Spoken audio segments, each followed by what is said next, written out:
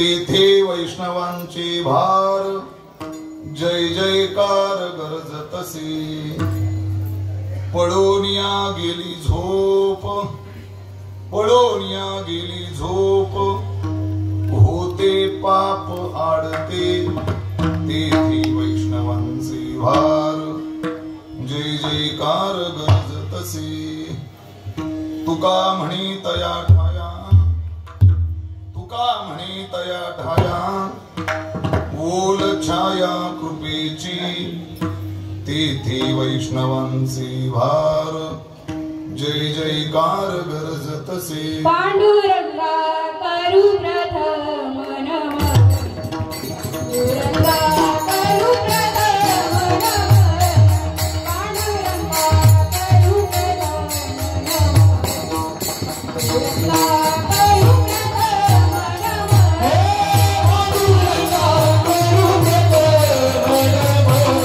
पांडुरंगा करू प्रथम नमः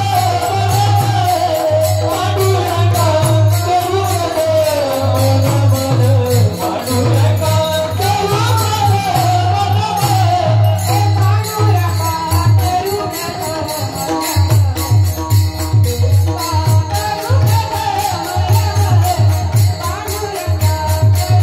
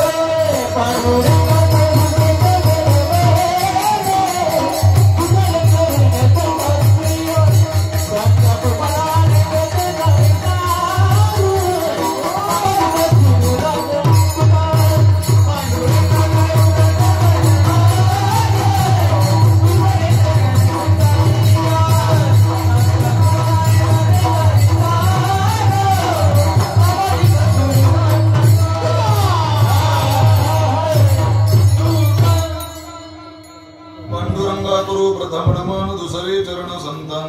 त्यांच्या कृपाधानी कथेचा विस्तारू बाबाजी सद्गुरु दास तुका मस्तक हे पायावरी या वारकरी संतांच्या सावध झालो हरीच्या आलो जागरणा तेथे वैष्णवांचे भार जय जयकार गरजतसे प्रस्तुत प्राप्त संगीत प्राप्त स्थळी कीर्तन रूपे सेवेकरिता निवडलेला भंग देहूचे सुप्रसिद्ध साधू जगतवंदनीय संत श्रेष्ठ वारकरी संप्रदायाचा परमोच्च मानबिंदू मानले जाणारे एवढेच नाही तर ज्यांच्या काव्याला पंचमवेद पाचवा वेद म्हणून समाजाने स्वीकारावा असे संत श्रेष्ठ जगद्गुरु तुकोबाराय नाही काळाच्याही माथावर पाय देऊन सदैव वैकुंठ गमन करणारे संत श्रेष्ठ जगद्गुरु तुकोबाराय यांचा चार चरणाचा अत्यंत महत्वाचा अभंग आजच्या या कीर्तन रूपी सेवेकरिता मी आपणासमोर उपस्थित केलेला आहे.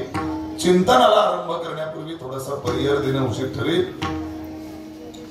आपल्या या जरंडी गावामध्ये सालाबद प्रमाणे भगवान हनुमंतरायांच्या जन्मोत्सवाच्या निमित्तानं अर्थात हनुमान जयंतीच्या निमित्तानं संपन्न होत असलेला हा अखंड हरिनाम सोहळा आणि या अखंड हरिनाम सोहळ्यातील या वर्षाची ही द्वितीय दिवसाची कीर्तन रूपी सेवा सर्व ग्रामस्थांच्या वतीनं, सर्व उत्सव कमिटीच्या वतीनं, भजनी मंडळाच्या वतीनं, सप्ताह कमिटीच्या वतीनं ती माझ्यापर्यंत येऊन पोहोचली. या निमित्तानं का होईना या गावामध्ये मला येण्याचा योग प्राप्त झाला. तुम्हा सर्व भाग्यवंतांचं मला दर्शन झालं. मी माझा परम भाग्य समजतो. हरिभक्तीपरायण योगेश महाराज मांजींनी जेव्हा मला फोन केला, महाराज तुमचं काल्याचं कीर्तन आम्हाला पाहिजे किंवा मग एकतर जागर तरी पाहिजे, म्हणजे उद्याचा दिवस. खर तर उद्याची तारीख माझी ढोळ्याला गेलेली होती आणि काला मुद्दा म्हणून शिल्लक ठेवला होता कुकांब्यावाल्यांच्या करता, म्हणजे ते 1.5 दिवसाचा सप्ताह करायचे. ऑलरेडी जागर गेलेला होता. म्हटलं काल्याला तरी उपस्थित आपण राहिलं पाहिजे कुकांब्याला. पण मग कोकांबेवाल्यांनी यावर्षी सर्व परिसराचा गोपाळे साहेब विचार करता आणि हनुमान जयंतीला प्रत्येकाला सगळीकडे जाता येत नाही, जिकडे तिकडे कार्यक्रम असतात. हा विचार करून युवती शेठ त्यांनी यावर्षी हनुमान जयंतीला उत्सव न ठेवता तो थोडा 10-15 दिवस त्यांनी काय नेला, पुढे नेला. पण मग त्यामुळे सगळी दिसली पाहिजे आता कोकांब्याला, नाही तर काय खरं नाही बघा आता. तर त्यामुळे म्हणून खर तर आजची सेवा आमचे अशोकजी वीर यांच्या सौजन्यानं खर तर ती कोणीतरी कीर्तन करायला गेलेली होती. पण मग मी अशोकजी वीर यांना विनंती केली की अशोकजी थोडासा असं बदल करू ना, मला आजची दुसऱ्या दिवसाची सेवा द्या आणि ज्यांना तुम्ही सेवा दिलेली आहे त्यांना आपण काल्याच्या कीर्तनाला टाकूयात. नेमकी ज्यांना सेवा दिलेली होती ते माझे मित्रच निघाले, माझे नावकरी निघाले, हरिभक्तीपरायण योगेश महाराज आव्हाड. आणि त्याच्यामुळे मग मी त्यांना फोन केला, महाराज करता येईल का असा बदल? त्यांनी लगेच होकार दिला, काला खाली मी काला घेतो, तुम्ही दुसऱ्या दिवसाची सेवा करा. त्यामुळे प्रथमतः अशोकजी वीर यांना धन्यवाद देतो. नाही तर घेतलेली तारीख बदलत नाही, लोकांना डेंजर काम आहे बघा, बदलत नाही अजिबात. नाही मी तारीख घेतली, अजिबात बदलायची नाही त्या महाराजांची तारीख, असं बऱ्याचदा चालतंय. पण अशोकजी वीर यांनी मोठं मन केलं आणि ग्रामस्थांनी त्याला सगळ्याला दुजोरा दिला. आणि म्हणून खरं तर आज या व्यासपीठावर उभं राहण्याचा योग या निमित्तानं माझ्या जीवनामध्ये घडून आला. खूप गुणजन मंडळी उपस्थित आहेत. वेळेअभावी कुणाचाही नामोल्लेख न करता आपण सर्वच उपस्थित गायक, वादक, टाळकरी, माळकरी, सर्व चोपदार, विनेकरी, दोन्ही मृदंगाचार्य आणि या गावातील आणि आपल्या परिसरातील ज्येष्ठ श्रेष्ठ कीर्तनकार हरिभक्तीपरायण एकनाथ बाबा मांजे असतील आदी करून सर्वच आपण उपस्थित पायदिंडी सोहळ्याचे आणि एकादशी मंडळाच्या सर्वच उपस्थित सर्व सदस्य, सर्व ग्रामस्थ सगळ्यांना मनापासून या व्यासपीठावरून मनोभावे पुन्हा पुन्हा वंदन करतो. खर तर आता 8:15 वाजलेले. आपल्या कीर्तनाची वेळ 7 ते 9 आहे आणि आता 8:15 वाजलेले. म्हणजे जावे फक्त पाऊण तास माझ्याकडे शिल्लक आहे. पाऊण तास खटवांग राहायला किमान 1 तास तरी शिल्लक राहिला होता, पण मला फक्त पाऊण तास शिल्लक आहे. पाऊण तास. तर पाऊण तासामध्ये यथामती यथावकाश या अभंगावर जेवढं काही बोलण्याचा प्रयत्न करता येईल तेवढं बोलण्याचा आपण प्रयत्न करूयात. आणि जर यदा कदाचित ग्रामस्थांची तशी नंतर सूचना आलीच की वाढले 5-10 मिनिटाचा काही हरकत नाही, तर आपण 9:15 पर्यंत फार तर कीर्तन करण्याचा प्रयत्न करूया. तसं माझा कायम आग्रह आहे की कीर्तनकारांना ओव्हर टाइम करायचा नाही. कीर्तनकारांना कधीच ओव्हर टाइम करायचा नाही. ओव्हर टाइम तुम्ही कामाला होते ना विठ्ठलला, ओव्हर टाइम केल्यावर काय व्हायचं तुमचं? काय जोरात बोला, सगळ्यांना ऐकायला जाऊ दे. काय व्हायचं तुम्हाला? ओव्हर टाइम केला का त्याचा अधिक भत्ता आणि मिळायचा. विषय साहेब सगळ्यांना ओव्हर टाइमचा ते म्हणजे प्रत्येकाच्या ओव्हर टाइमचा विचार केला जातो, पण कीर्तनकाराच्या ओव्हर टाइमचा कदापिच विचार होत नाही. आणि म्हणून कीर्तनकारांना कधीच ओव्हर टाइम करू नये. कोण बोललं पाकिट वाढून देऊ इकडे? काही करू नका. आपल्याला वेळेतच या ठिकाणी आपल्याला काय करायचे आणि कीर्तन करायचे. बघा फार वाजले तर 9:15, याच्या पलीकडे 1 मिनिट देखील जाणार नाही. फक्त जगद्गुरु तुकोबारायांचा या अभंगातून काय भाव आहे तो भाव आपल्याला या ठिकाणी व्यक्त करायचा आहे. खूप लांबून मंडळी आलेली आहेत. आजचा लाईव्ह कार्यक्रम आहे. आमचे नरेशजी तिवरे साडगाव वरनं खास या कार्यक्रमाकरता आणि पूर्ण महाराष्ट्रभर युट्यूब चॅनलच्या माध्यमातून हा कार्यक्रम पोहोचावा याकरता या गावावर त्यांचं नितांत प्रेम आहे. म्हणून आले बरं का, नाही तर तुम्हाला वाटेल माझ्यावर प्रेम आहे त्यांचं, पण गावावर या जरंडी गावावर त्यांचं प्रेम आहे आणि म्हणून हा लाईव्ह कार्यक्रम करण्याकरता ती या ठिकाणी उपस्थित आहेत. असो, पुन्हा एकदा सगळ्यांना मनोभावे वंदन करतो, सेवेला आरंभ करतो. विठ्ठल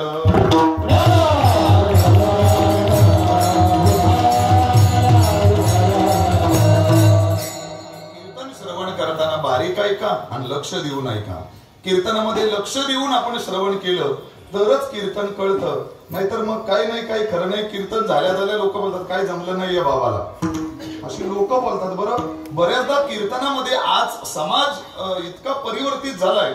दुर्दैव आहे खरं तर संप्रदायाचं आपल्या किंवा या व्यासपीठाचं दुर्दैव असं म्हणा की आज लोक कीर्तनामध्ये येताना आम्हाला काहीतरी हसायला मिळेल, आम्हाला काहीतरी विनोद ऐकायला मिळतील म्हणून लोक आज कीर्तनकाराकडनं तशी अपेक्षा करायला लागली. फार दुर्दैवाची बाब आहे संप्रदायाच्या दृष्टीनं आणि व्यासपीठाच्या दृष्टीनं. राऊत बाबा स्पष्ट एक वाक्य बोलतात. राऊत बाबा कीर्तनाच्या आरंभी प्रत्येक कीर्तनात त्यांचं एक वाक्य असतंय, ऐका श्रोतेहो.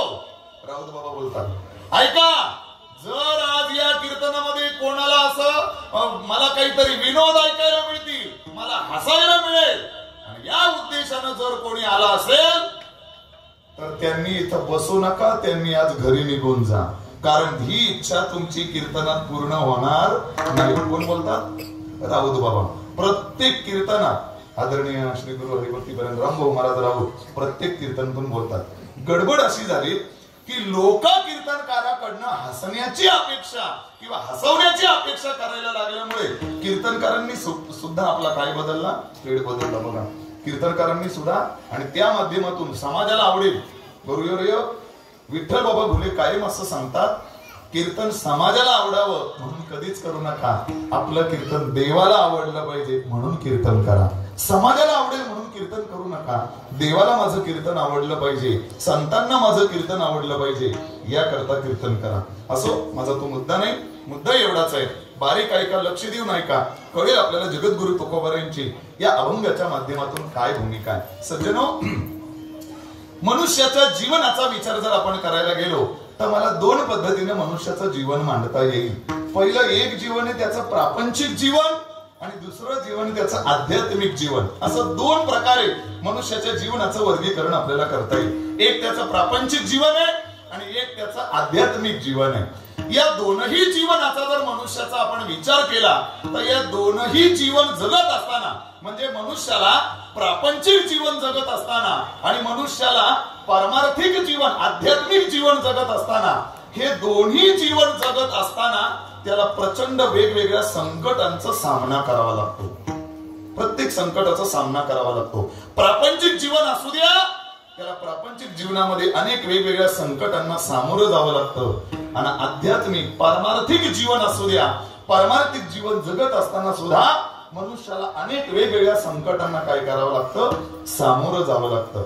असू द्या संकट, संकटांनी मनुष्यानं घाबरून जाऊ नये. संकटाला नवे नवे खरा पुरुष तोच जो आलेल्या संकटाला काय करतो, सामोरं जात असतो. एवढ्या जीवनामध्ये किती संकट येतील. बघा संत महात्म्यांचं जीवन, आपण किती संकट सहन केली संत महात्म्यांनी, पण कधीच एक सुद्धा असा संत दाखवा की संकटाला घाबरून संत महात्म्यांनी आपल्या जीवनातून माघार घेतलेली आहे. संत महात्म्यांनी आपला प्रापंचिक जीवनातून माघार घेतलेली आहे. संत महात्म्यांनी आपल्या पारमार्थिक जीवनातून माघार घेतलेली. संकट येत राहतात. मी अजून पुढचं बोलतो, कळेल आपल्याला.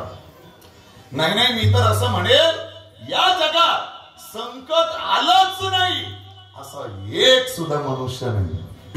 कळतंय ना मी काय बोलतोय ते? या जगामध्ये, या सृष्टीमध्ये असा एक सुद्धा मनुष्य नाही की त्याच्यावर काय आलेलं नाही, संकट आलं नाही. संकट येत राहतात. संकटांचा सामना करायला मनुष्यानं शिकलं पाहिजे. मग प्रापंचिक जीवन असो की पारमार्थिक जीवन असो, संकट येत राहणार आहे, पण संकटांना घाबरून जाऊ नका. अजून पुढचं बोलतो, लक्षात येईल आपल्या. संकटांना घाबरून संकट कधीच दूर होत नसतात. संकटांना घाबरून संकट कधी दूर होत नसतात. मग संकटांच्यावर तुटून पडा, तुटून. मी माझ्या विद्यार्थ्यांना कायम एक वाक्य सांगतो बघा, की संकटावर मनुष्यानं इतकं इतकं इतकं इतकं इतकं तुटून पडलं पाहिजे की जिंकला तरी इतिहास घडला पाहिजे आणि हरला तरी इतिहास घडला पाहिजे. पटवून देतो मी आपल्याला. छत्रपती शिवाजी महाराज आयुष्यामध्ये सगळ्या लढाया काय जिंकलेत का ते? नाही. खूप लढायांमध्ये त्यांना काय पत्करावी लागली, हार पत्करावी लागली. पण ऐका काय आश्चर्य या जगातलं, काय आश्चर्य. छत्रपती शिवाजी महाराजांना अनेक लढायांमध्ये हार पत्करावी लागली, पण त्यांची हार सुद्धा, त्यांचा पराजय सुद्धा आज अख्खा भारत इतिहास म्हणून वाचतोय. काय आश्चर्याची गोष्ट आहे. असू द्या संकट येत राहतील, घाबरू नका. कदापिच घाबरू नका. तुटून पडा त्या संकटावर, तुटून पडा. इतकं इतकं इतकं तुटून पडा की जिंकलात तरी इतिहास घडला पाहिजे आणि हारलात तरी इतिहास घडला पाहिजे. इयत्ता 9वीच्या संस्कृत पुस्तकामध्ये स्वामी विवेकानंदांच्या जीवनातला एक गोड प्रसंग दिलेला आहे. गोड प्रसंग ऐका. स्वामी विवेकानंद एकदा वाराणसीला गेले. वाराणसीला गेल्यानंतर अन्नपूर्णा मातेच्या मंदिरात ते गेले. दर्शन घेतलं आणि निघालं. जंगलामध्ये थोडस मंदिर आहे, बाजूला आड वाटेला थोडं मंदिर आहे. निघाले ते दर्शन घेऊन निघाले. निर्मनुष्य आहे रस्ता, कोणीच नाहीये रस्त्यावर. संध्याकाळची वेळ आहे. निर्मनुष्य एकटेच स्वामीजी परत निघाले. रस्त्यावर चालताना स्वामीजींच्या लक्षात आलं मागे कोणीतरी माझ्या येत आहे. म्हणून स्वामींनी वळून बघितलं तर 10-15 माकडं त्यांच्या पाठीमागे लागलेली होती. स्वामींनी विचार केला एवढी माकडं जर माझ्यावर तुटून पडली तर माझं काहीच शिल्लक ठेवणार नाही. म्हणून काय केलं स्वामींनी, थोडं पटापट चालायला लागले. जोरात पावलं टाकायला लागले. पटापट चालायला लागले. ती माकडं सुद्धा त्यांच्या पाठीमागे काय व्हायला लागली, पटापट चालायला लागली. पुन्हा स्वामींनी मागे वळून बघितलं तर अरे बापरे, ही माकडं पुन्हा पटापट ती पण जोरात चालायला लागले. आता मात्र स्वामींच्या लक्षात आता काही खरं नाही आपलं. मग काय केलं स्वामींनी, आता स्वामी पळायला लागले. स्वामी पुढे पळतायत, माकडं मागे पळतायत. स्वामी पुढे पळतायत, माकडं मागे पळतायत. असा हा रस्त्याला सगळा तो क्रम चालू होता. त्याच रस्त्यावर एक भिकारी बसलेला होता. त्या भिकाऱ्यानं बघितलं अरे कोणी संन्यासी आहेत, कोणी स्वामी आहेत आणि ती माकडं त्यांच्या मागे लागले, ते पुढे पळतायत. आणि म्हणून त्या भिकाऱ्यानं त्या स्वामी विवेकानंदांना आवाज दिला, अरे संन्यासीन अलम भयेन आपदाभिमुखः भवतः. संस्कृत मध्ये बोलला तो, संस्कृत मध्ये पाठ येतो. काय म्हणाला तो ऐका. तो म्हणाला अरे संन्यासीन, हे संन्यासा, अलम भयेन, संकटांना घाबरू नकोस. आपदाभिमुखः भवतः, संकटांना सामोरं जा. हे वाक्य स्वामींनी ऐकलं आणि हे वाक्य स्वामींनी ऐकल्याबरोबर स्वामी जागेवर थांबले आणि स्वामी आता पाठीमागे वळाले. पाठीमागे वळून स्वामी आता माकडांच्या दिशेनं जायला लागले. जशी स्वामींनी माकडांच्या दिशेनं पावलं टाकली तसा परिणाम असा घडला की ती माकडं सुद्धा मागे फिरली आणि काय झाली, पळून निघून गेली. संपलं माझं उदाहरण.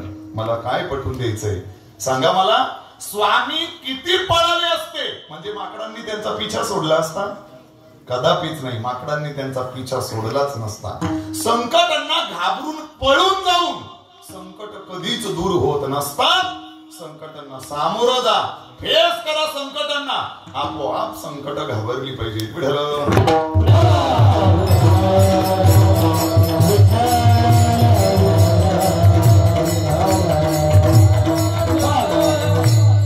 ऐका, मला अजून एक वाक्य सांगायचे. ऐका सज्जनो, संकट जेव्हा आपल्यावर संकट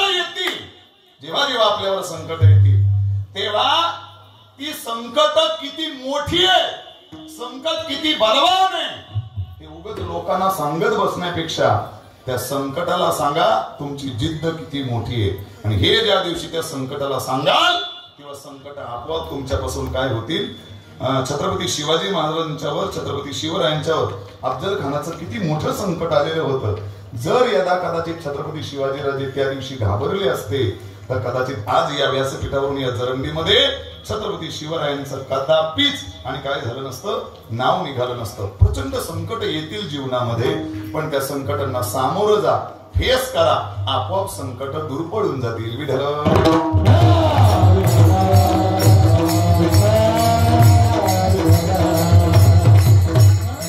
माझा मुद्दा असा आहे, प्रापंचिक जीवन आणि पारमार्थिक जीवन ही दोन्ही जीवन जगत असताना आपल्या आयुष्यामध्ये संकट येत असतात.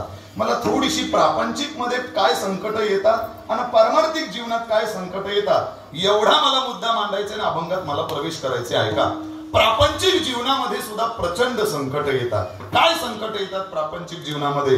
तर प्रापंचिक जीवनामध्ये मनुष्याला पहिलं संकट भेडसावतंय आणि ते प्रत्येकाला भेडसावतंय ते म्हणजे आर्थिक संकट आहे. प्रत्येकाला ते आर्थिक संकट भेडसावत आहे.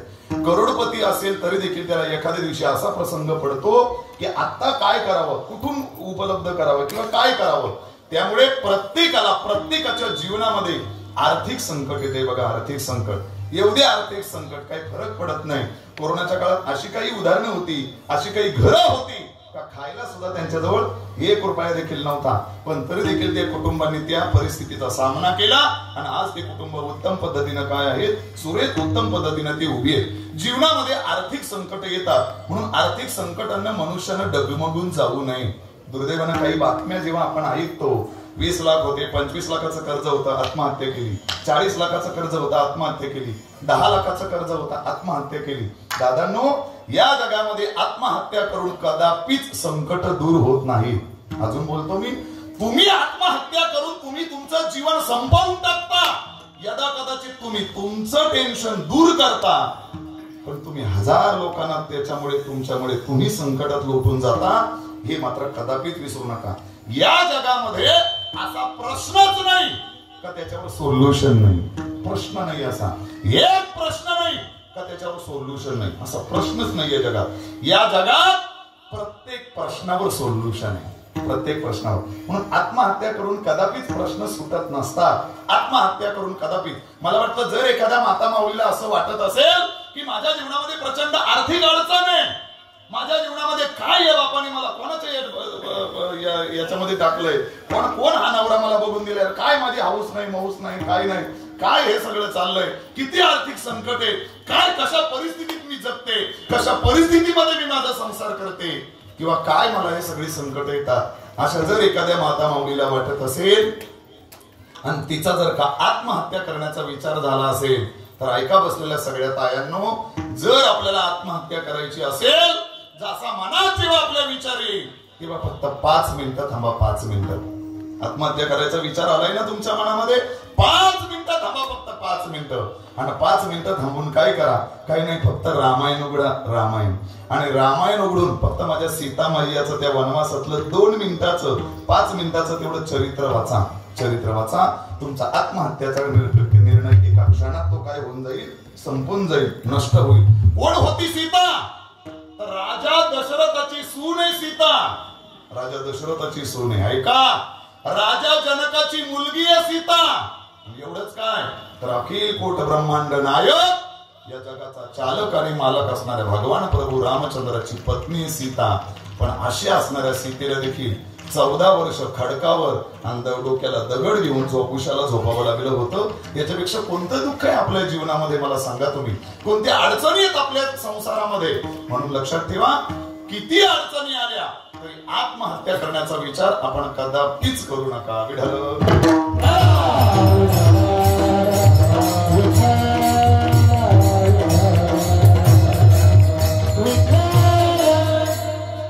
प्रचंड अडचणी जीवनामध्ये, अनेक संकट येतात. प्रापंचिक जीवनामध्ये दुसरं एक संकट येतं, ते म्हणजे समाजाचं संकट येतं. समाजाचं संकट अनेक वेगवेगळ्या प्रकारे समाज त्या मनुष्याला खाली खेचण्याचा प्रयत्न करतो. तिसरं संकट आहे प्रापंचिक जीवनामध्ये, ते म्हणजे भावकीचं संकट आहे. बघा, भावकीचं संकट आहे. ही भावकी आतापासून नाही, अगदी पूर्वीपासून या भावकीची संकट चालू आहेत. अगदी पूर्वी काळू, मला सांगा, संत श्रेष्ठ ज्ञानोबा यांना त्या समाजाच्या लोकांनी त्रास दिलाय का इतर समाजाच्या लोकांनी त्रास दिलाय?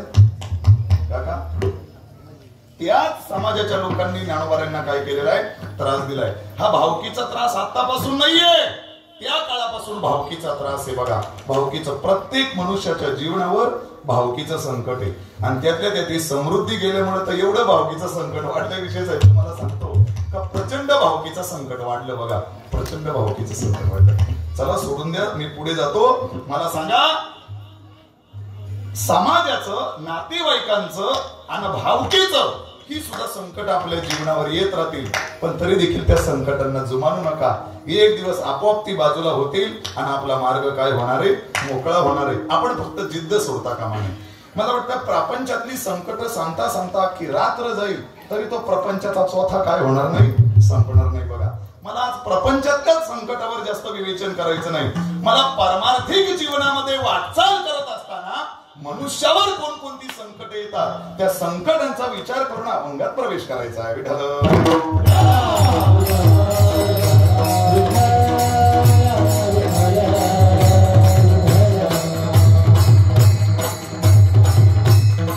खूप पारमार्थिक जीवनामध्ये सुद्धा मोजकी 3च संकट मानतो आणि महत्वाची 3 संकट मांडून अभंगामध्ये प्रवेश करतो. पारमार्थिक जीवन जगत असताना पहिलं संकट येतं ते सामाजिक संकट. समाजाचं संकट तुमच्यावर येत आहे. तुम्ही जेव्हा पारमार्थिक वाटचाल करत असाल तेव्हा समाजातून तुम्हाला प्रचंड कडकडून विरोध होईल. समाजातून अनेक वेळा तुमचं खच्चीकरण करण्याचा प्रयत्न लोक करतील. पण तरी देखील आपण पारमार्थिक वाटचाल. तुकोबारायांचं किती खच्चीकरण केलं लोकांनी. गाढवावरनं धिंड काढली माझ्या तुकोबारायांची, गाढवावरून धिंड काढली. पण समाजानं गाढवावरनं धिंड काढली म्हणून माझ्या तुकोबारांनी परमार्थ करणं कदापि सोडलं नाही. आपली पारमार्थिक वाटचाल माझ्या तुकोबारांनी कदापि सोडलं नाही. अरे माझ्या ज्ञानोबारांना 3 दिवसाची लेकरं उपवासी आहे. 3 दिवस झाले भाकरीचा तुकडा गेला नाही, अन्नाचा कण गेला नाही पोटामध्ये. पण तरी देखील त्या विसोबानं साधं एक वाटीभर पीठ त्याला मिळू दिलं नाही. ज्ञानोबारांना मिळालेलं पीठ सुद्धा खाली पाडलं आणि उचलून घेईल म्हणून पायानं ते मातीमध्ये पीठ मिसळवलं. किती समाजाची संकट ज्ञानोबारांनी सहन केली. म्हणून सामाजिक संकट तुमच्यावर येत राहतील परमार्थिक वाटचाल करत असताना. समाजानं ज्ञानोबारांना, संत महात्म्यांना, जगद्गुरु तुकोबारांना भयानक त्रास दिला, भयानक. पण तरी ज्ञानोबारांनी आपली पारमार्थिक वाटचाल सोडली नाही. संत श्रेष्ठ एकनाथ महाराजांच्यावर किती भयानक प्रसंग आले, किती भयानक समाजानं प्रसंग आणले. म्हणजे नाथ महाराजांना राग यावा म्हणून अख्खा पैठण गाव त्यांच्या पाठीमागे लागलेला होता. कशा करता? फक्त नाथ महाराजांना राग आणावा, राग आणावा. ते जे माणूस एका माणसाला लग्न होतं, लग्न त्याच्या घरात आणि पैशाची अडचण होती आणि ते एकामेकाकडे असं मागत होतं, हे दादा कर मला मदत. ते म्हणलं बघ तुला पैसे पाहिजेत, तुला पैसे देतो पण एक काम करावं लागेल. काय काय नाही म्हणले. त्या नाथ महाराजांचा फक्त काय आणून दाखवायचा? राग आणून दाखवायचा. संपला माझा मुद्दा. मला काय पटवून द्यायचं आहे का? समाज तुमच्यावर प्रचंड संकट आणण्याचा प्रयत्न करेल. समाज तुमचं खच्चीकरण करण्याचा प्रयत्न करेल. समाज तुम्हाला मागे खेचण्याचा प्रयत्न करेल. पण लक्षात ठेवा, पारमार्थिक वाटचाल करणाऱ्या प्रत्येक भाविकाने समाजानं आपलं किती खच्चीकरण केलं तरी देखील आपण मात्र माघारी फिरता कामा नये. आपली वाटचाल सरळ असली पाहिजे. हे नवीन नवीन जी लोक माळ घालतात ना, नवीन नवीन, आणि त्यातले बरेच जण काढतात. ते काढतात म्हणजे समाजाला कंटाळूनच माळ काढतात ते. कारण ते लोक त्यांना नको नको ते शब्द बोलतात. हा करून करून भागला ना, आता जीव बुजेला लागला, आता एवढे दिवस केलं कशाला, आता लोकांना दाखवतो. अशा अनेकांनी टोचून टोचून बऱ्याच जणांच्या माळा निघाल्यात. बरं, टोचून टोचून माळा निघाल्यात. एखाद्या बारक्या पोरानं जर माळ घातली ना, तर बारक्या पोरानं माळ घातल्यावर लोक नको ते त्याला शब्द काय करत असतात आणि वापरत असतात. ही पोरं जर का धोतर घालून हरिपाठात नाचायला लागली ना, तर त्यांच्याच गावातली लोक त्यांना नावं ठेवतात. मोठा आता कीर्तनकार होणार आहे, मोठा आता गायक होणार आहे, मोठा आता बकवासोदक होणार आहे, मोठा आता महाराज होणार आहे. चाललाय धोतर घालून. ती समाज प्रचंड नावं ठेवतो आणि म्हणून अशा टोचून टोचून बऱ्याच जणांनी माळा काढल्या आणि म्हणून कदाचित आमचा भुऱ्या माळ घालत नाही. कदाचित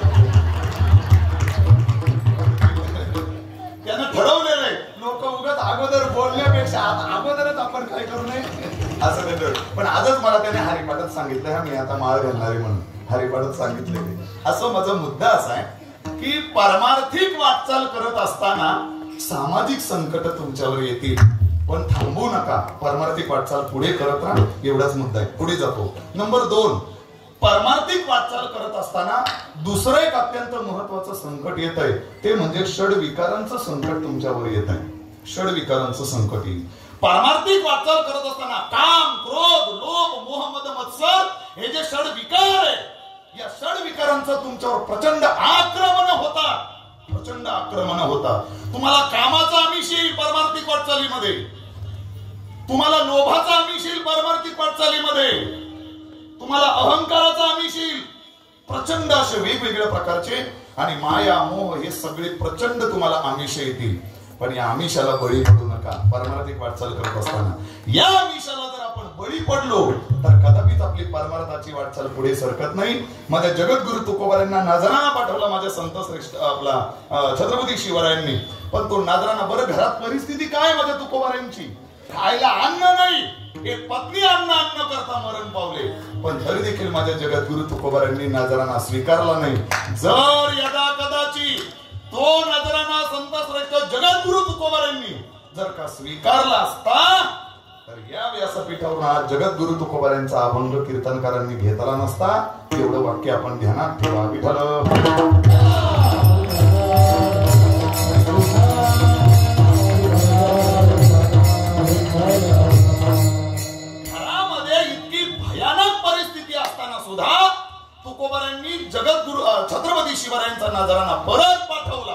स्वीकारलं नाही. लोभाला बळी पडली नाही. लोभाला बळी पडली नाही.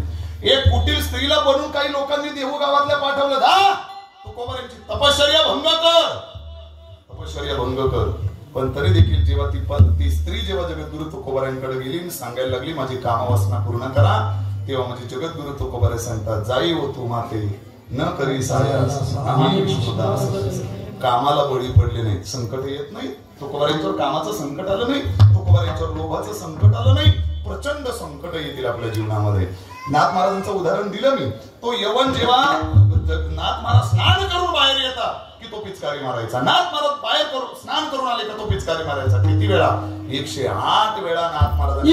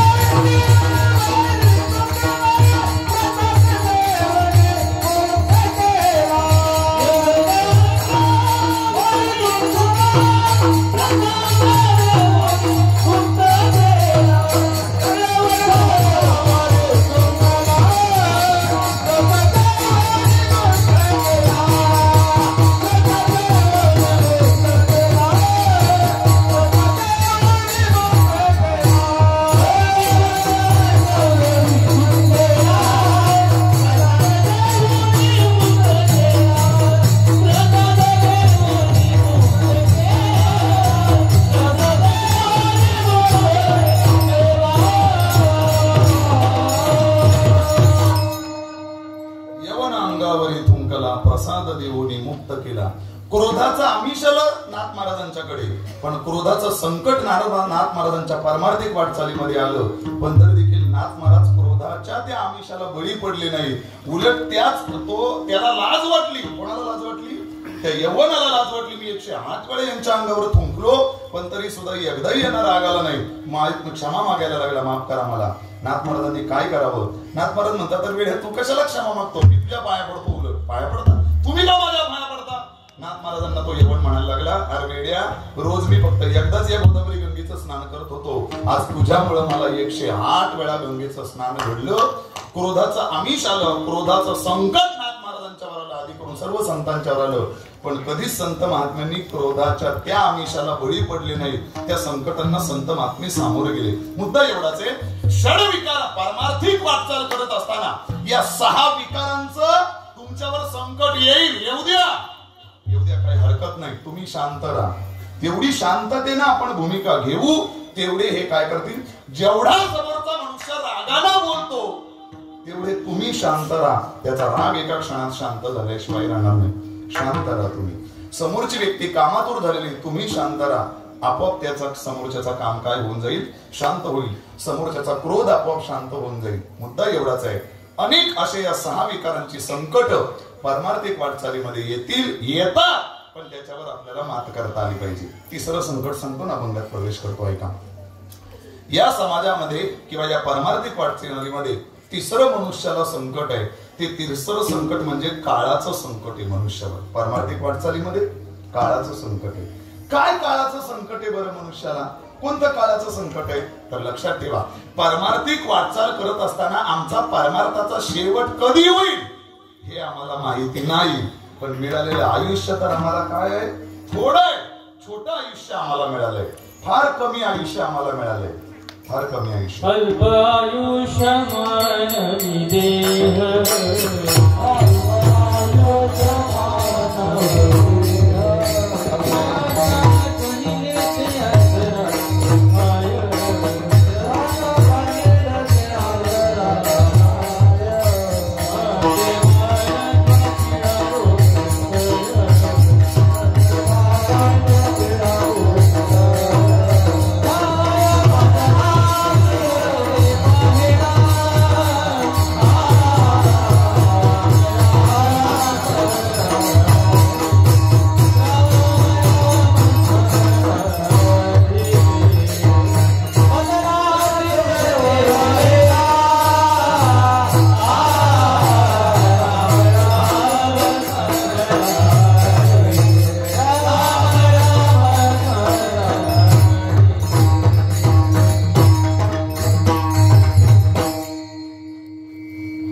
जरंडी गावावर किती प्रेम आहे. आपट्यावरनं माणसं आले दादा, आपट्यावरनं. तर टाळ्यावरनं स्वागत करा सगळं. आपटा टाकी पठार, त्या टाकी पठारच्या तिथून आपट्यावरनं आज मंडळी या कार्यक्रमाकरता आले. मनापासून सगळ्यांचे आभार. काय बोलत होतो?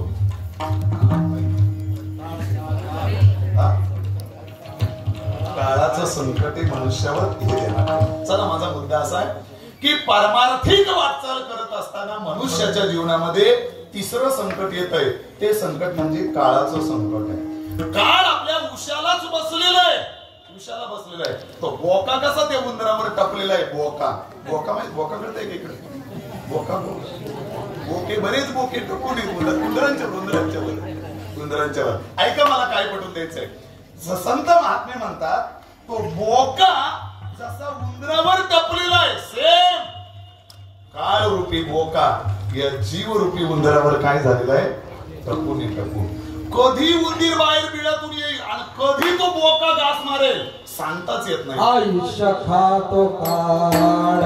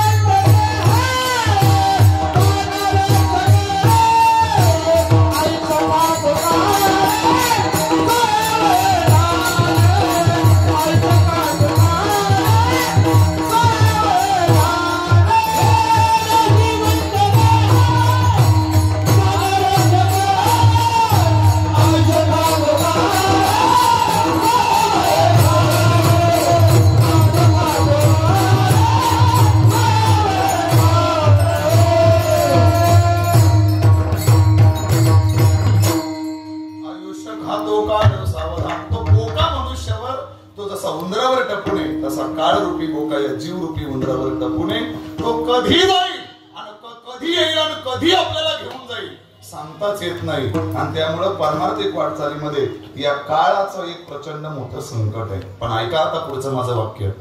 अनेक संकट पारमार्थिक वाटचालीमध्ये आपल्याला येतात, पण संत महात्म्यांनी या संकटांना सामोरं गेले आणि सामोरं घेऊन त्याचा सामना केला आणि त्यांचा परमार्थ मात्र त्यांनी उच्च पराकोटीला काय केला? पोहोचवला. आणि म्हणून जगद्गुरु तुकोबारांना विचारलं लोकांनी, तुकोबाराय अहो परमार्थ आम्ही परमार्थ करतो, तुम्ही परमार्थ करता, पण आम्ही परमार्थ करत असताना किती भयानक संकटांना आम्हाला सामोरं जावं लागतंय, प्रचंड सामोरं जावं लागतंय. मग तुमच्यावर अशी संकट आली नाहीत का परमार्थ करत असताना? जगद्गुरु तुकोबाराय म्हणाले, अरे मला सुद्धा परमार्थिक वाटचाल करत असताना माझ्यावर प्रचंड संकट आली, प्रचंड संकट आली. मग प्रचंड संकट आली तरी देखील तुकोबाराय तुम्ही तुमचा परमार्थ शेवटाला कसा नेला? तर जगद्गुरु तुकोबाराय म्हणतात, माझ्याही परमार्थिक वाटचालीमध्ये मला प्रचंड संकट आली, पण मी मातरी देखील माझा परमार्थ यशस्वीरित्या का करू शकलो त्याचं कारण अभंगाच्या पहिल्या चरणात.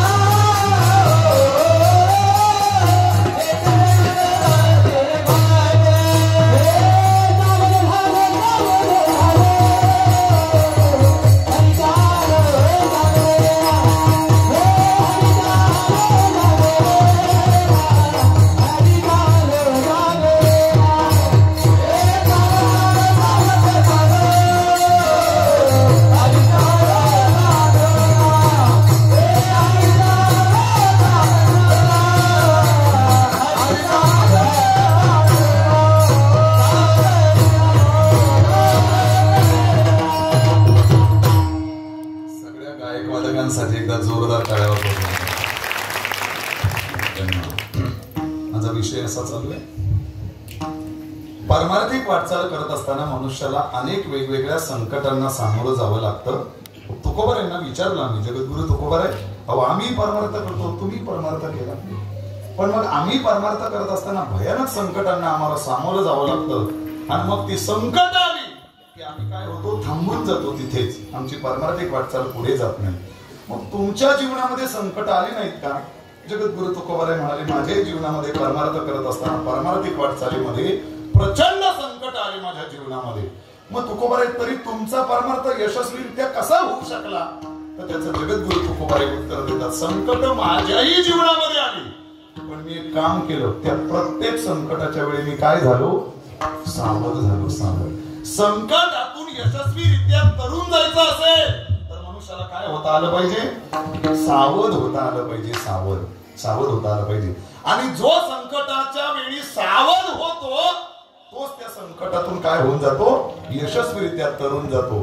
जर सावध झाला नाही तर मात्र त्या संकटातच बुडून आणि तिथे तो काय होऊन जातो, त्याची वाटचाल तिथे संपुष्टात येते.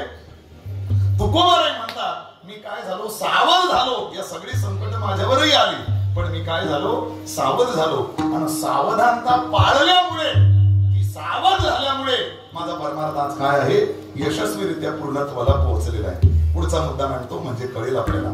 सावधानता बाळगण्याकरता किंवा सावधान असण्याकरता मनुष्याला दोन अत्यंत, म्हणजे सावध या शब्दासाठी दोन अत्यंत महत्वाची वैशिष्ट्य अपेक्षित आहे.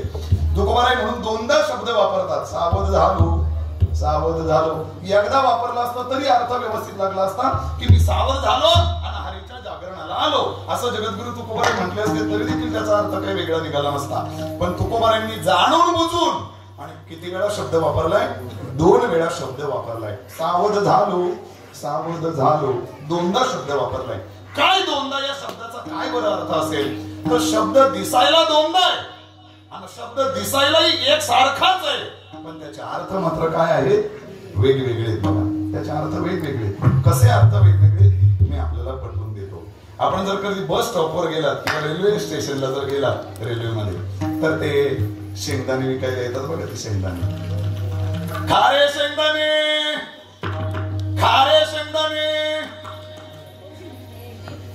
या खारे शेंगदाण्याचा दोन अर्थ आहेत. दोन अर्थ म्हणजे खारे शेंगदाणे म्हणजे या शेंगदाण्यांना मीठ वगैरे लावून ते काय बनवलेले, खारट बनवलेले, असा एक त्याचा अर्थ आहे. आणि दुसरा अर्थ काय, खारे शेंगदाणे, खा शेंगदाणे, शब्द एकच पण अर्थ मात्र दोन. इयत्ता 5वी 6वीला एक प्रश्न येतो, 2 वेगवेगळ्या अर्थाचा एकच शब्द असणारे 2 ते 3 शब्द लिहा. 2 ते 3 शब्द लिहा. उदाहरणार्थ हार म्हणजे शब्द एक आहे पण अर्थ 2 आहे. हार म्हणजे गळ्यातला हार, फुलांचा हार. आणि दुसरा हार म्हणजे पराजय, शब्द एकच पण अर्थ मात्र 2 आहे. ते गावामध्ये पूर्वीच्या काळी किंवा MP UP मध्ये दवंडी पिटवायची बघा. सोने वाले जागते रहो, शब्द एकच आहे. सोने वाले जागते रहो शब्द एकच पण अर्थ 2 आहे. काय अर्थ आहेत? पहिला अर्थ असा आहे, जे झोपणारे, गाढ झोपणारे, त्यांनी जरा सावध राहा, चोऱ्या चालू आहेत, सावध राहा, हा पहिला अर्थ. आणि दुसरा अर्थ म्हणजे दुसरा अर्थ त्याचा काय, दुसरा अर्थ ज्याच्याकडं म्हणजे कळलं असेल तुम्हाला मला काय म्हणायचं, ज्याच्याकडे जास्त घावाड आहे त्याने, सोनेवाले म्हणजे ज्याच्याकडे सोनं आहे त्याने काय करा, जाग राहा. शब्द एकच अर्थ मात्र 2. सेम आज जगद्गुरु तुकोबारायांचा शब्द एकच आहे. सावध झालो शब्द एकच, सारखाच शब्द आहे पण अर्थ मात्र 2 आहे.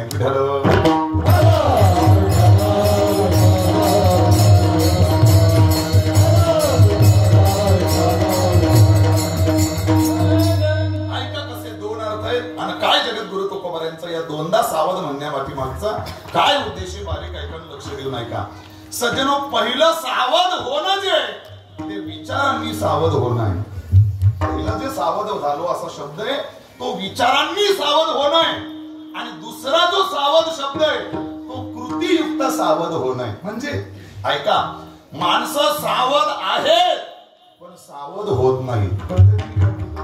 लोक सावध आहेत पण सावध होत नाही. याचा अर्थ असा आहे, लोक विचारांनी सावध आहे पण नुसतं विचारांनी सावध असून काहीच उपयोग नसतो.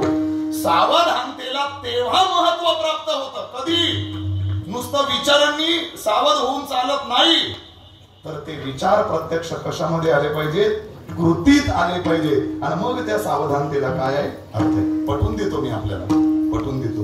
धृतराष्ट्रानं अख्खी गीता ऐकली होती, ऐकली नव्हती? अख्खी गीता धृतराष्ट्रानं संजयाच्या माध्यमातून ऐकली होती. मग एवढी गीता ऐकणारा माणूस विचारांनी सावध नाही असं म्हणायचंय तुम्हाला, असं म्हणायचंय तुम्हाला? तो सावध होता फक्त विचारांनी, पण दुर्दैवानं त्यानं ती विचार कृतीत आणले नाही, ती सावधानता कृतीत दाखवली नाही आणि त्याच्यामुळे धृतराष्ट्र सज्जनो संपून गेला, संपून गेला. मग कृतीयुक्त सावधानता कशी असते पटवून देतो मी, कळेल आपल्याला, कळेल आपल्याला. दुर्योधनाचं फार गोड उदाहरण आहे की तो सावध विचारांनी होता पण कृतीने नाही. शेवटच्या काळी अंतकाळाचा प्रश्न आहे महाभारतातला, ऐका. दुर्योधन धारातीर्थी पडला, रक्तबंबाळ झालेला आहे दुर्योधन, रक्तबंबाळ झालेला आहे. आणि रक्तबंबाळ झालेला दुर्योधन धारातीर्थी ते पडलेला आहे. आणि तेवढ्या द्रौपदी त्या रणांगणाजवळ गेली, त्याच्या जवळ गेली आणि ते द्रौपदीनं त्या दुर्योधनाला प्रश्न विचारला, दुर्योधना अरे मरणार आहेस तू आता, संपलं म्हटलं तुझा खेळ. अरे पण तसा विचार करायला गेलो तर आम्ही किती जण होतो, 5च जण, आणि तुम्ही किती जण होता, 100 जण. आमच्यापेक्षा कितीतरी पटीनं तुमची ताकद जास्त होती. अरे आमच्याकडे तर कोणीच योद्धे नव्हते, तुमच्याकडे द्रोणाचार्य, भीष्माचार्य, कर्णासारखे, कृपाचार्यासारखे महान योद्धे तुमच्या बाजूने होते. मग तरी तुझी ही अवस्था का बरं झाली आहे दुर्योधना? हा द्रौपदीनं रणांगणावर मरते वेळेस दुर्योधनाला विचारलेला प्रश्न आहे. ऐका दुर्योधनानं काय उत्तर दिलंय, माझ्या सिद्धांताशी निगडीत आहे. ऐका. दुर्योधन म्हणाला, द्रौपदी तू म्हणतेस ते खरे पण ऐक आज माझं उत्तर.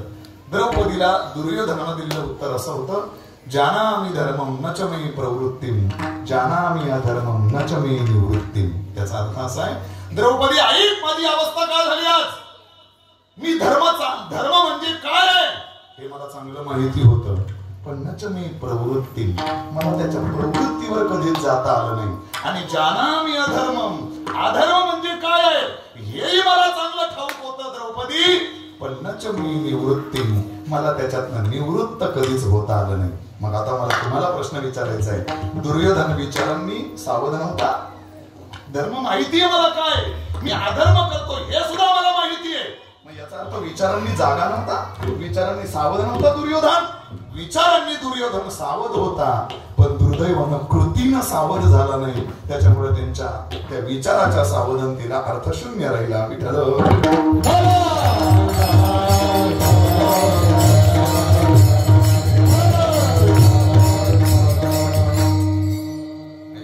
समोर बसलेत, या एवढ्या शाळेतल्या जाणाऱ्या मुली समोर बसल्यात. मी त्यांचं एक उदाहरण देतो म्हणजे पटेल. मला सांगा, इथल्या बसलेल्या कोणत्या मुलीला वाटत नाही मला 95% मिळावे? कोणत्या मुलीला वाटत नाही? हात वर करा, हात वर करा. कोणत्या मुलाला वाटत नाही माझ्या शाळेत पहिला नंबर यावा? कोणता नंबर? कोणाला वाटत नाही?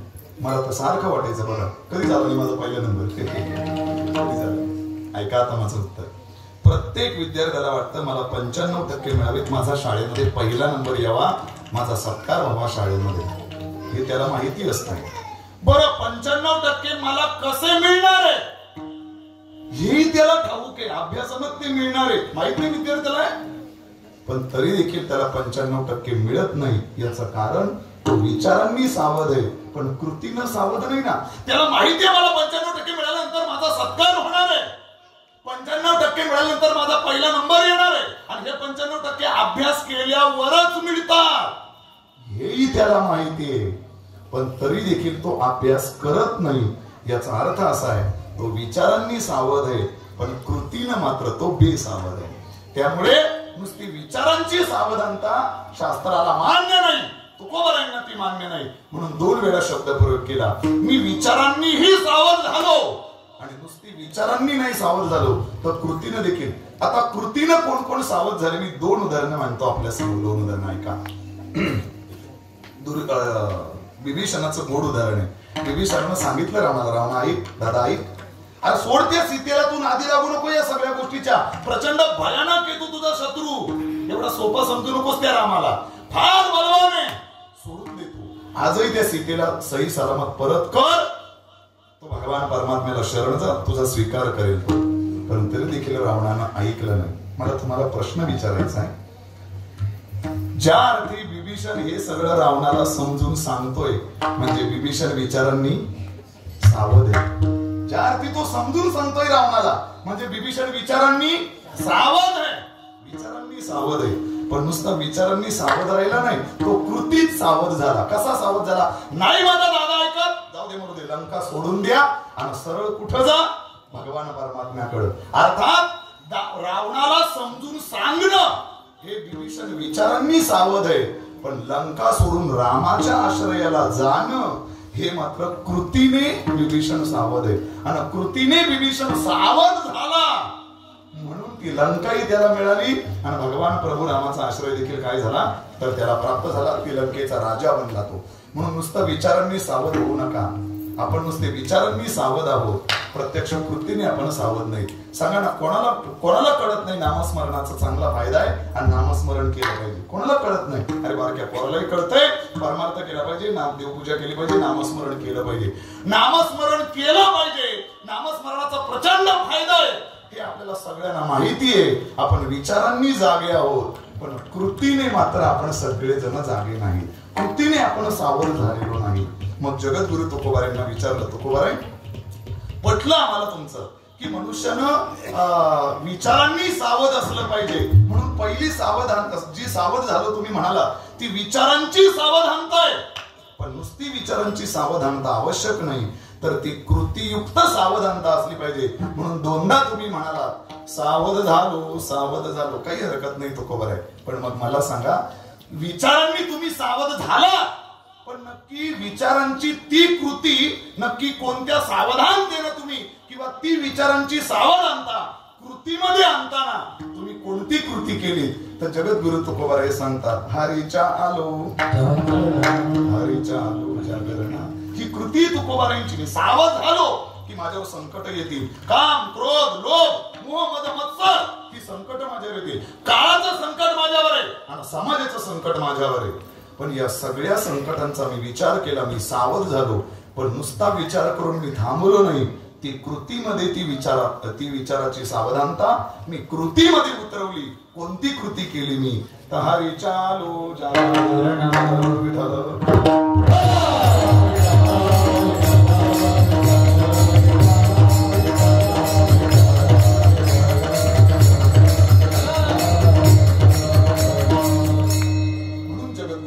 सांगतात की मी सावध झालो माझ्या जीवनामध्ये योग्य वेळी. अजून एक की मनुष्याला सावधानता बाळगताना दोन गोष्टीचा वैशिष्ट्यांचा विचार करावा लागेल. योग्य वेळी सावध झालं पाहिजे आणि योग्य त्या ठिकाणी आम्हाला सावधान होऊन कृती करता आली पाहिजे. योग्य वेळी सावध झाला नाही. दुर्योधनाला म्हणजे जेव्हा युद्ध आता काही दिवसावर युद्ध आलंय आणि स्वतः देवानं ठरवलं, भगवान श्रीकृष्णानं, जाऊ दे मी जातो, एकदा मी जातो आणि बोलतो या दुर्योधनाशी. आणि म्हणून स्वतः भगवान परमात्मा गेले, दुर्योधना बोल, अरे कशाला युद्ध पाहिजे, तुला घ्यायचं राज्य घे, करायचं, एक काम कर, 5 पांडव आहेत ना, 5 पांडवांना राहण्याकरता फक्त 5 गावं दे, 5 बस, काहीच नको मला वाटतं, 5 गावं दे. पण तरी देखील दुर्योधन काही झाला नाही, सतीनो सावध झाला नाही. आणि सावध न झाल्यामुळे दुर्योधनाचा अंत आपल्याला बघावा लागला. नवीन दुर्योधन संपुष्टात आला. योग्य वेळी सावध होता आलं पाहिजे. जी माणसं योग्य वेळी सावध झाली ती माणसं आयुष्यात वाटचाल सुंदर झाली. आणि जी माणसं योग्य वेळी सावध झाली नाहीत त्या मनुष्य त्याच ठिकाणी गटांगळ्या खात राहिले. हे वाक्य ध्यानात ठेवा. रामायणातलं दोन उदाहरण आहे. रावणाचा मामा, त्याचं नाव मारीच मामा. ते मारीच मामाला एकदा बोलवलं रावणाने, मामा इकडे या. म्हणले काय, तुम्हाला वेगवेगळी रूप घेता येतात? म्हटले हो, मला वेगवेगळी रूप. मग एक काम करा, सोन्याच्या हरणाचं रूप घ्या आणि सोन्याचं हरिण बनून ते राम लक्ष्मण सीता इथं राहतात, तिथं तुम्ही जा. ते मारीच मामा म्हणलं, त्याच्यानं काय होणार आहे? काय होणार आहे म्हणजे तुम्ही जर तिथं गेला तर म्हटले ती सीता तुम्हाला बघेल, मग ती रामाला सांगेल मला हे हरिण पाहिजे, मग राम लक्ष्मण पकडायला तुमच्या मागे येतील आणि माझा सीता पळवण्याचा मार्ग मोकळा होईल. कोण बोलतो? मारीच मामा बोलतोय. पण ऐका, मारीच मामा राक्षस कुळातला होता, पण विचार तो रावण म्हणाला त्या मारीच मामाला, पण ते मारीच मामा राक्षस कुळातला होता, पण विचार फार चांगले होते. मला दुर्दैवाने गादीवरून बोलावं लागतंय, लोकांचे आजचे विचार इतक्या खालच्या पातळीला गेलेत का कदाचित माणूस म्हणून घ्यायची सुद्धा आपल्याला काय वाटेल, लाज वाटेल. इतक्या खालच्या बातम्या जेव्हा आपण बघतो, ज्या घटना आपण बघतो, प्रचंड वाईट अवस्था आहे. असं मला तिकडे जायचं नाही. ते मारीच मामा त्या रावणाला म्हणाला, रावणा आई, अरे परस्त्रीवर वाईट नजर टाकणे अत्यंत महापाप आहे, करू नकोस असं तू. आणि असा करणारा राजा स्वतः तर बरबाद होतोच म्हणले, पण अख्ख्या कुळाचाही सर्वनाश करून बसतो. मामा तुम्हाला जायचंय का, माझ्या हातून मरायचंय इथं, सांगितलेलं काम त्या बाकीची बडबड करू नका. अरे रावणा ऐक, बघ ऐक, तू पुन्हा पुन्हा ऐक, मी सांगतो तुला, असा कृत्य करणारा राजा सगळं संपून जातो. मामा तुम्ही गेलात, नाही गेलात तर माझ्या हातून इथं मारावं लागेल. पण ते मारीच मामा होतो, फार हुशार होत होते. त्याने विचार केला, मी गेलो तरी तिकडे मरावाच लागणार आहे, बरं नाही गेलो तर इथंही मला काय करावं लागणार आहे, म्हणजे तिकडही मरण आहे आणि इकडेही मरण आहे. मी सावधानता कशी असली पाहिजे सांगतोय बरं, सावधानता. पण काय ठरवलं त्या मारीच मामाने, ते म्हणलं इकडेही मरण आहे तिकडेही मरण आहे, पण मग कुठेही मरायचंच आहे. म्हणून काय, कुठेही मरावं माणसानं, कुठेही मरावं, मरावं कुठं याच्यासाठी सुद्धा मनुष्यानं सावध झालं पाहिजे. ठरवलं त्या मारीच मामाने, असंही मारायचंच आहे तसंही मारायचंच आहे. मग जाऊ दे, आपण सोन्याचा हरिण बनून जाऊ, सोन्याचा हरिण बनून जाऊ, पण मरण मात्र कोणाच्या हातून येईल, त्या प्रभू रामरायाच्या हातातून मला मरण येईल, माझं कल्याण होईल, माझा उद्धार होईल. मारीच मामा गेला. सावधानची विचार म्हणजे विचारांनी सावध होता, आणि नुसती सावधानता विचारात नाही, ती कृतीतून त्याच्या दिसून आली. पण ऐका, मला रावणाचं सांगायचंय, एवढं समजावून सांगितलं रावणाला, पण तरी देखील रावणानं ऐकलं नाही. मला वाटतं जर त्याच वेळी रावण सावध झाला असता तर आज मोदी साहेबांनी अयोध्येमध्ये त्या प्रभू रामरायाच्या मंदिराच्या शेजारी सुंदर एक भव्य दिव्य रावणाचं सुद्धा मंदिर उभं केलं असतं, आणि कदाचित त्या रावणाच्या मूर्तीवर देखील लोकांनी दयाचे काय घातले असते, अभिषेक घातले असते. योग्य वेळी सावध होता आलं पाहिजे, योग्य वयात आणि योग्य वेळी. वेळ निघून गेल्यावर मग सावध झाला, काय उपयोग आहे त्याचा, काय उपयोग आहे. एक पोरग म्हणाल 12 तारखेला त्याचा पेपर संपला, शेवटचा पेपर. किती तारखेला तुझा शेवटचा पेपर आहे तुझा, हे तुझा किती, 16 तारखेला. 16 तारखेला या पोरीचा शेवटचा पेपर आहे. आणि मग 17 तारखेला ही पप्पांना म्हणाली, पप्पा आजपासून मला काहीच काम सांगायचं नाही. म्हणजे का ग बेटा, आजपासून का नाही तुला, आजपासून मी फक्त अभ्यास करणार. 16 तारखेला पेपर झाले आणि पोरगी म्हणते आता आजपासून मी फक्त अभ्यास करणार. सांगा काही उपयोग आहे. आणि ती सावध झाले, पण वेळ निघून गेली ना. वेळ निघून गेल्यानंतर सावधान होऊन काहीच उपयोग नाही. योग्य वेळी सावध व्हा, योग्य वेळी सावध व्हा. म्हणून मगाशी गुरुमौलींनी प्रमाण दिलं होतं की नाशिवंत देह जाणार सकळ, आयुष्य खातो काळ सावधान. योग्य वेळी सावध झाला नाहीत तर प्रचंड भयानक पुढे अडचणी येणार आहेत, एवढं मात्र विसरू नका. राजा दशरथाचं किती गुण उदाहरण आहे. सकाळी सकाळी आरशात बघत होता बाळूदत्त आणि एकच केस कानावरचा पिकला, एकच केस पिकलेला दिसला राजाला, एकच केस, एकच केस. त्या दिवशी निर्णय घेतला राजा दशरथानं, बस उद्यापासून माझं सगळं राज्य मोठ्या मुलाच्या ताब्यात सोपून द्यायचं आणि मी रिटायर होणार. किती केस पिकलेलं दिसलं होतं सुरेश भाऊ, एकच. म्हाताऱ्यांची अख्खी डोकी भोगी झाली तरी त्यांना कधी सावध व्हायचं आपण, कधी सावध व्हायचं. मग त्यापेक्षा ही पोरं नाही काही चांगली, ही पोरं नाही जी पोरं या वयात आई संसाराची उमेद आहे सगळ्या पोरांची. ही पोरं जर कीर्तनात टाळ घेऊन उभी आहे तर मला असं म्हणावं लागेल की ही पोरं विचारांनी सुद्धा सावध आहे, आणि नुसती विचारांनी नाही, ती कृतीने सुद्धा सावध आहे. एवढं मात्र आपण कदापि विसरू नका. मनुष्याला कृतीने सुद्धा सावध होता आलं पाहिजे आणि विचारांनी सुद्धा योग्य वेळी. मी कायम एक उदाहरण सांगतो, संपली माझी सेवा, संपवायचे मला कीर्तन. सावध एवढ्याच पदावर मला बोलायचे, थांबवायचे, मला जास्त कीर्तन करायचे नाही. ऐका, मला काय पटवून द्यायचे नाही. सावधानता असली पाहिजे, पण ती कृतीयुक्त सावधानता असली पाहिजे आणि योग्य वेळी सावध झालं पाहिजे. 70-80 वर्षाची म्हातारी आमच्याकडे आली, महाराज म्हणलं काय दिंडी कधी निघते, दिंडी किती वर्षाची म्हातारी आहे, 70-80 वर्षाची. महाराज पत्रकाला का पत्रक, दिंडीचं पत्र. आता तू कशाला विचारते दिंडीचं पत्र, आता काय होणार आहे तुझ्यानं, आता दिंडी विचारून तुझी वेळ निघून गेली आई. तुझी वेळ निघून गेली, आता दिंडी नाही. योग्य वेळी सावध व्हा. योग्य वेळी. मी एक उदाहरण सांगतो, लक्षात ठेव. एक राजा जंगलामध्ये शिकारीला गेला आणि जंगलामध्ये शिकारीला गेल्यानंतर अडकला तो जंगलामध्ये. कळतच नाही त्याला, रात्र झाली, नक्की रस्ते कुठून बाहेर पडायचं काहीच कळत नाही. मग कसा तरी घोड्यावर राजा बसलेला आहे आणि त्या घोड्यात जसा जाईल आता तसा तो रात्र की रात्र आहे, अमावस्येची रात्र आहे, घनदाट जंगल, हिंस्र पशु आहेत राजा त्या जंगलामध्ये. रस्ता काढत काढत घोडा जसा चाललाय तसा राजा त्यावर बसून चाललाय. आणि त्या जंगलामध्ये एक झोपडी दिसली राजाला आणि त्या झोपडीमध्ये एक दिवा लागलेला दिसला. दिवा लागलेला दिसला. आणि मग राजाने ठरवलं आता पुढे जाणार तर नाही, आजची रात्र याच झोपडीत काढू, बघू म्हणले उद्या सकाळी झाल्यावर काय करायचं ते. राजा घोड्यावरनं खाली उतरला, झोपडीत गेला. झोपडीत एक बाबा बसलेले होते, साधी लुंगी लावलेली, गरीब बिचारे. बाबा, या देशाचा राजा आहे. म्हणले काय काय नाही, आजची रात्र इथं राहायचे, फसलोय जंगलात. राम म्हणले घर तुमचं आहे. राजाने रात्रभर विश्रांती केली. सकाळ झाली, राजा जायला निघाला. पण जाताना सहज मनात त्याच्या आलं, अरे काही बाबाची माझी ओळख नाही, पाळख नाही, काहीच नाही, रात्रभर मला आसरा दिला, काहीतरी दिलं पाहिजे. बाबा काय करता तुम्ही? काय नाही, म्हणजे माझ्या मालकीची काही पुढे जमीन नाही, जागा नाही, काही नाही. जंगलात जातो, कोणाच्या तरी मालकीतलं गपचूप एक झाड रोज तोडून आणतो. ते झाड घरी आणलं का ते जाळतो, त्याचा कोळसा करतो आणि तो कोळसा नेऊन बाजारामध्ये तोच माझा धंदा. काय हरकत नाही म्हणले. आजपासून या सीमेलगत या राज्यालगत 2 एकराची माझी चंदनाच्या झाडांची बाग आहे. कसली? चंदनाच्या झाडांची बाग आहे.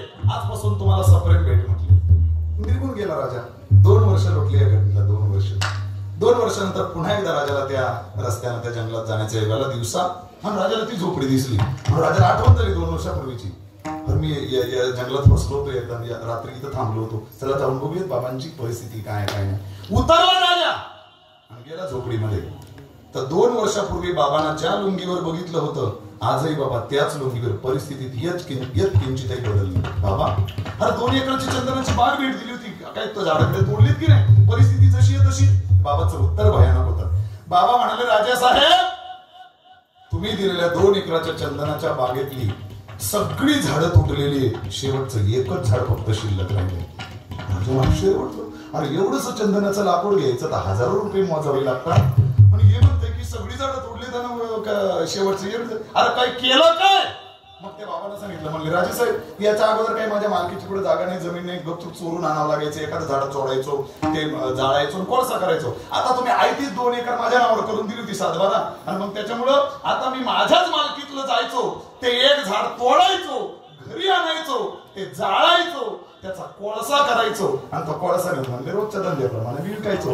राजानं कपाळावर हात मारला. अरे अरे अरे अरे अरे एवढी सुंदर याला मी चंदनाची बाग सपरेट भेट दिली आणि अक्षरशः या बागेनं काय केला, या बाबांना अक्षरशः या बागेचा काय केला, कोळसा केला. कोळसा. तुम्ही त्या बाबावरच आहेत का? मी त्या बाबाचं बोलतच नाही, मी आपलं बोलतोय. आपलं म्हणजे अरे भगवान परमात्मा रूपी राजा नाही की शरीर रूपी सुंदर आम्हाला चंदनाची बाग सप्रेम भेट दिलेली आहे आणि अक्षरशः या संसार रूपी त्या याच्यामध्ये आम्ही अग्नीमध्ये त्याचा काय करतोय, कोळसा करतोय. कोळसा. पण एक शेवटचं एक झाड शिल्लक आहे. हो शेवटचे चल चल माझ्या बरोबर. तोड म्हणले झाड, तोडलं ते झाड. आता म्हणले जाळू नको, आता असंच म्हणले नेऊन विक बाजारात. मग ते एक झाडाचे त्याने तुकडे केले, त्याची मोळी बांधली आणि बाजारात नेऊन विकली. ती एका झाडात एक चंदनाचं शेवटचं झाड जेव्हा त्यानं ते नेऊन विकलं आणि विकल्यानंतर ते एका झाडाचे जेव्हा लाखो रुपये आले आणि मग त्या बाबांना कळालं, अरे बापरे या एका झाडाची ही किंमत आहे. पण राजा हो आता किंमत कळून काहीच उपयोग नव्हता, कारण आता बागेत एकही झाड शिल्लक नाही.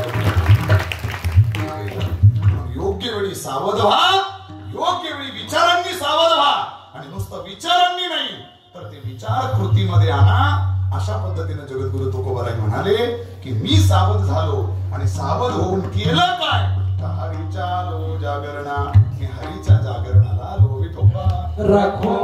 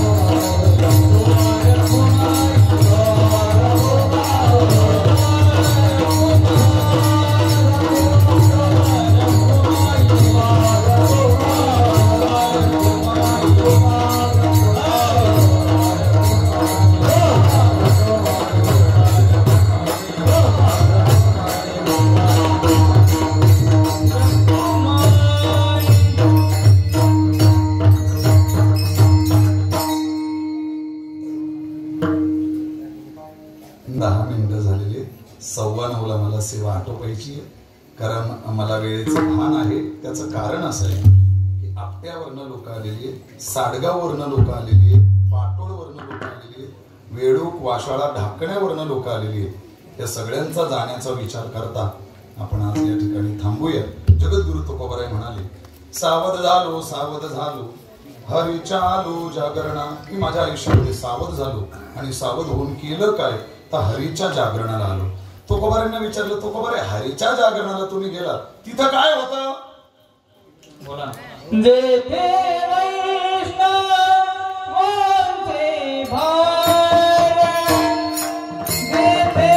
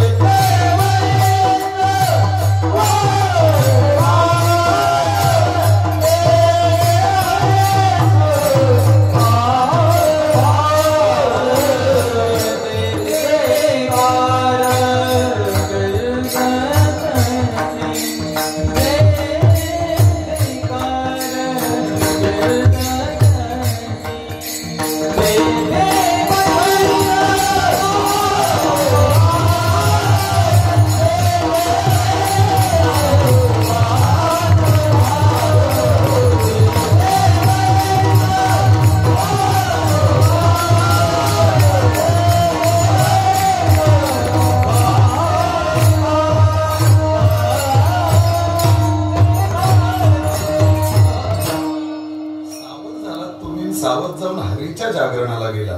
मग हरीच्या जागरणाच्या तिथं होतं काय तर तुकोबारे म्हणतात, तेथे वैष्णवांचे भार, जय जयकार गर्दचे. अनेक वैष्णव, अनेक साधू संत तिथं होते आणि त्यांचा हरिनामाचा काय चालू होता? गजर चालू होता, जय जयकार चालू होता. तुकोबारे मग ते जय जयकारच्या तिथं तुम्ही गेलात, त्या वैष्णवांच्या तिथे गेलात, त्याच्यानं तुम्हाला लाभ काय झाला तर जगद्गुरु तुकोबाराय सांगतात, पळून या गेली झोप, होते आड पापदे किंवा होते पाप आडते. त्याच्यामुळे झालं काय, ते जय जयकाराच्यामुळे माझी जी पापरूपी झोप होती ना ती झोप पळून गेली. तसाही गजर चालू झाला का लोकांचे काय होते, झोपमोड होते. म्हणून तर काकड्याला कंटाळतात लोक, काकड्यावाल्यांनी शिव्या घालतात लोक, भयानक शिव्या घालतात. त्याच्यामुळे आम्ही ना आता ठरवलंय का काकड्याला आता माईक नाही वापरायचं, माईक नाही वापरायचं, आपला आपला काकडा करायचा. बरीच लोक म्हणतात याला काय आपली साखर झोप आणि साखर झोपीची काय करतात, झोपमोड करतात. तर त्यामुळे गजर झाला की झोप काय होते, उडते. बरेच जण कीर्तनात झोपलेले असतात बघा. मग ते जागे कधी होतात माहितीये का तुम्हाला?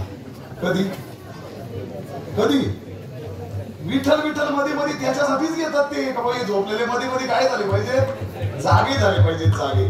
तर याकरता गजर झाला की झोप होते. तुकोबाराय सांगतात, त्या गजर हरिनामाच्या गजरामध्ये मी गेलो आणि माझी पापरूपी झोप होती, पळून गेली ती, पळून या गेली झोप, होते आड पापते. कशामुळे हे सगळं झालं तर त्या संत महात्म्यांच्या संघामध्ये मी गेलो.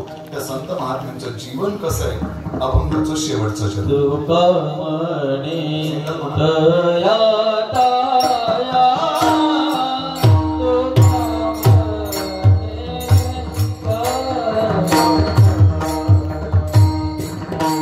Oh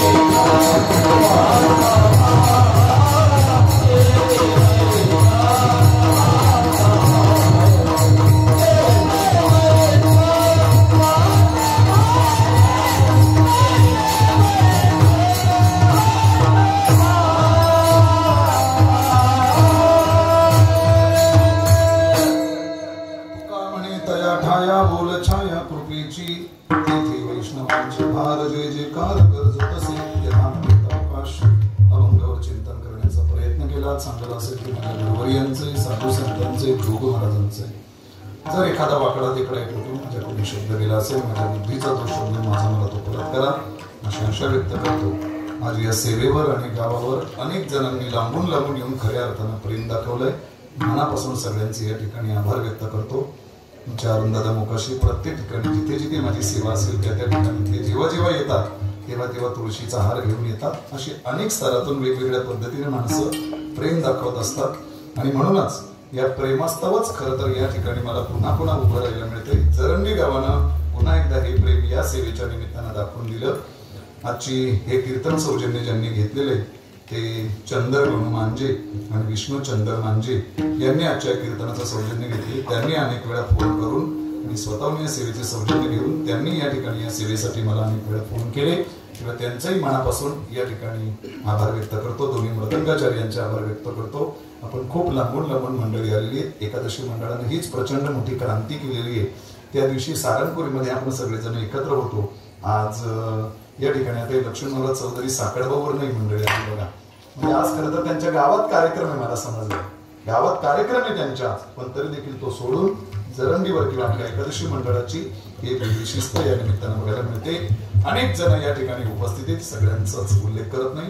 तेव्हा सगळ्यांनी मला सांभाळून घेतलं. सगळ्या गायक वादकांनी मला सांभाळून घेतलं.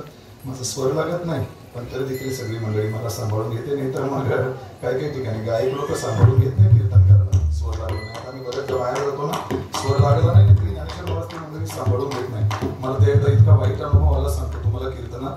एकदा मी कीर्तनाला गेलो आणि सहज एक टाळकरी फक्त टाळ चुकला होता म्हणून मी सहज बोललो, दादा टाळ नीट वाजवा, टाळ नीट वाजवा.